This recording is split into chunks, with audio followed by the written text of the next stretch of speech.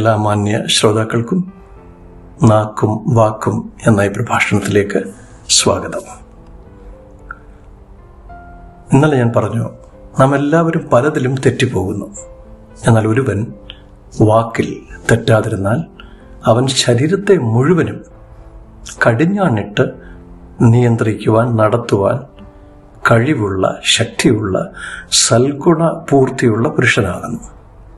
സ്ത്രീയുമാകാം. എന്ന് പറഞ്ഞാൽ വായ്ക്കൊരു കടിഞ്ഞാൺ ആവശ്യമാണെന്ന്. കുതിരയെ അധീനമാക്കുവാൻ അതിൻ്റെ വായിൽ കടിഞ്ഞാണിട്ട് അതിനുശേഷമാണല്ലോ അതിൻ്റെ ശരീരത്തെ നമ്മൾക്കിഷ്ടമുള്ളിടത്തേക്ക് തിരിക്കുന്നത്. കപ്പൽ വലിയ വാഹനമാണ്. എന്നാൽ കൊടുങ്കാറ്റടിച്ചോടുന്നതായാലും വലിയ മഹാസമുദ്രത്തിലൂടെ ഓടുന്നതായാലും അതിനെയും അമരക്കാരൻ, ക്യാപ്റ്റൻ, ഒരു ചെറിയ ചുക്കാൻ കൊണ്ടാണ് തനിക്ക് ബോധിച്ച ദിക്കിലേക്ക് തിരിക്കുന്നത്. ഇതുപോലെ തന്നെയാണ് നമ്മുടെ നാവ്. ഈ നാവ് എന്ന് പറയുന്ന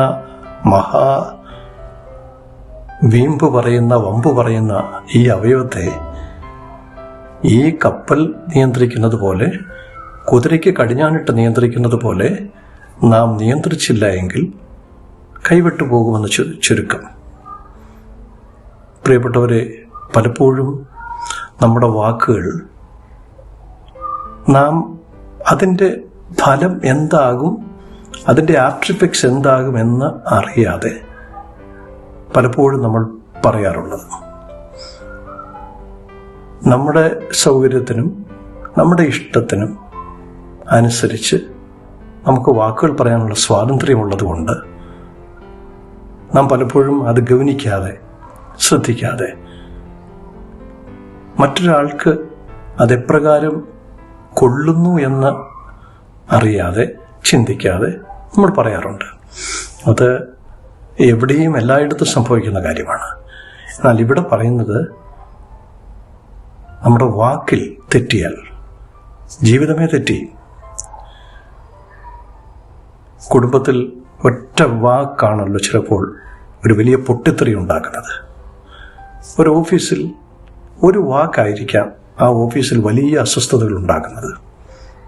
വ്യക്തിപരമായ ജീവിതത്തിലും ഒരു വാക്കായിരിക്കാം വലിയ അസ്വസ്ഥതകളിലേക്ക്, പ്രശ്നങ്ങളിലേക്ക് വഴിതെളിക്കുന്നത്.